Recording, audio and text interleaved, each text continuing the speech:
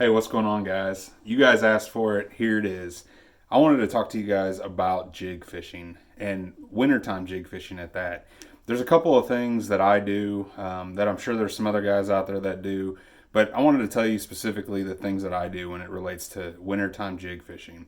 So, first things first, this is my staple, my bread and butter, my go to everyday situation, and this is our Power Finesse jig. This is a jig that is basically anything that looks similar to this. We call these finesse jigs, and anything that has that short profile, the flared skirt at the top like that, that's going to be really key for those wintertime fish because you want a small, subtle profile down there. Just think about it like this, just like you are in the cold weather. You know, it's getting cold across the Midwest. I'm sure it's probably cold where you are.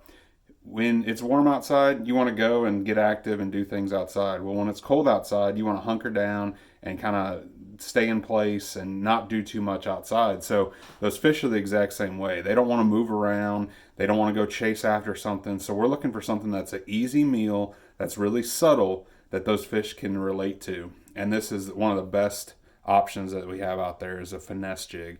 It's a ball head style jig, and what I like to do with it is just kind of crawl it along those rocks, pop it a little bit, pop your slack, and just get it to where it's just moving, just barely crawling over the top of those rocks. And with this head, it's going to stand up a little bit like that, guys, and be able to put that trailer that you have on there and stand that thing up. Really, really good. I like a real natural color. A lot of times in the wintertime, it's real clear water. So I like a real natural as I can get, a brown and green or a brown. You'll see that throughout the next few jigs that I'm going to show you. So that's one of my favorite colors. Next one here is a Blue Magic Craw color, we call it. And it's basically a green pumpkin with just a little bit of the light blue in it. And again, what that is just mimicking those crawfish that are starting to molt, throughout the winter time. And this is a little bit later in the winter that I like this one, but it's a really, really good one as well. And then some of those days you get out there and it's super dirty, and that's a good time to catch jig fish as well throughout the winter time. But I like the black and blue, of course. So black and blue to me is a staple all year round, no matter what. But during the winter time, I like it whenever you're definitely fishing a little bit dirtier water. But you can see how flared out that skirt is, and you can just think about that on the bottom of the lake while it's sitting down there and it's flared out and those tentacles are just moving around.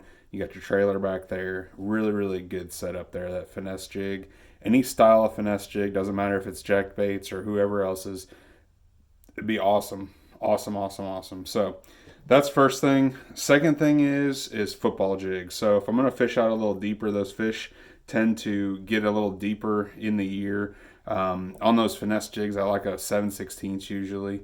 But then whenever I go to the football jig, I'm going with a half or a 3/4 ounce. And typically this is what a football jig looks like to most of you. Big full skirt, a lot of strands in there.